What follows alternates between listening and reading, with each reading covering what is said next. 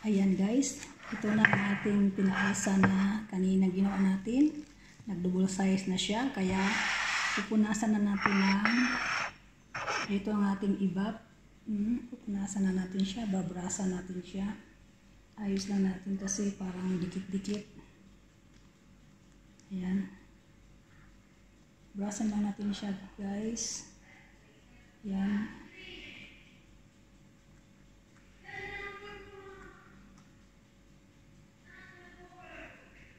At nagpainit rin tayo sa ating oven. Ayan.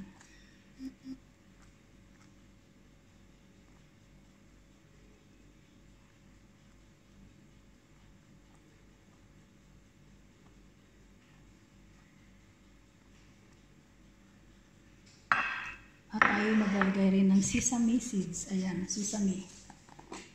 Optional lang ito kung ayaw nyo maglagay, huwag kayong maglagay. Ang padagdag din kasi ito sa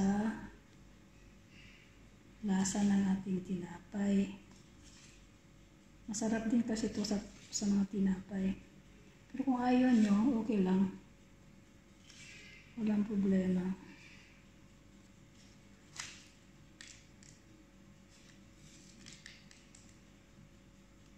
Ayan.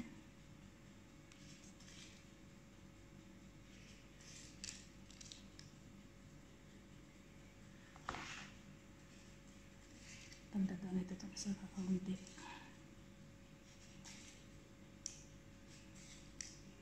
Init talaga.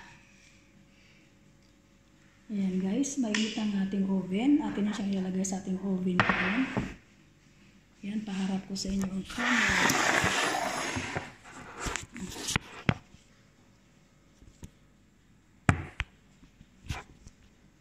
Ayan ang ating oven. Ito pala, ayan. Mainit na ang ating oven.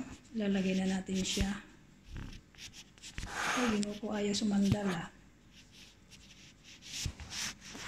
Bakit? Ayan. Preheat ko na siya. Adjust na lang natin.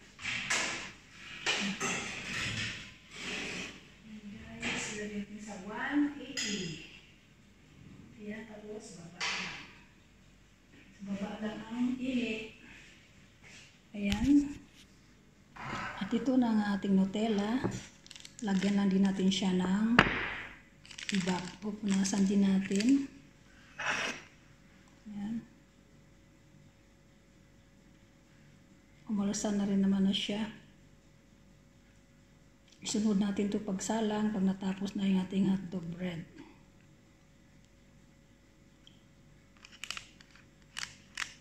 Ayan. At maglalagay din ako ng sesame.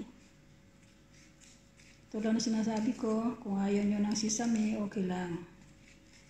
Nawala siya.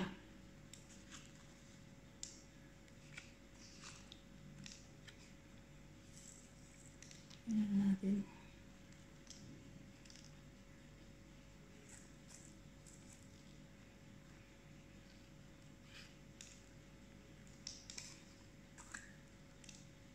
Ayan. Diba? Maganda. Ayan. Wait lang natin matapos ang ating salmon hotdog. At ating isusunod ito. Tara guys, silipin natin kung okay lang ating tinapay.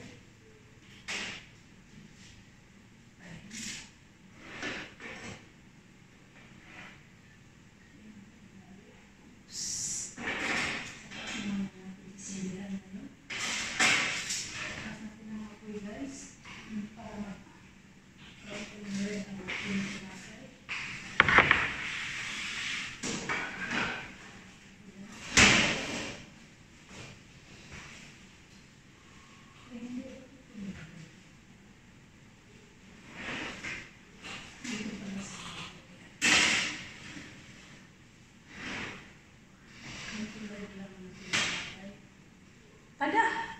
Para saan natawaan natin? Ayan guys, silipin natin ang ating salmon hotdog. Ayan.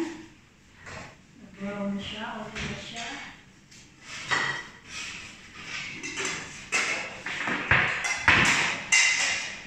At isunod na natin ang ating Nutella bread.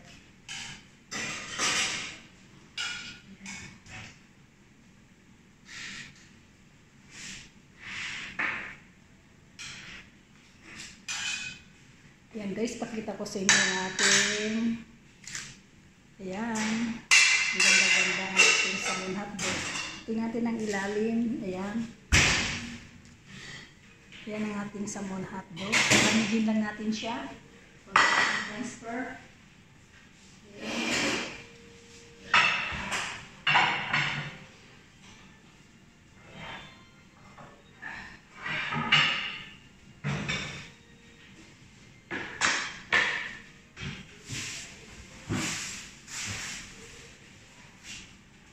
Ayan guys, upo muna tayo sandali habang nag-aantay sa ating Nutella bread. Ayan.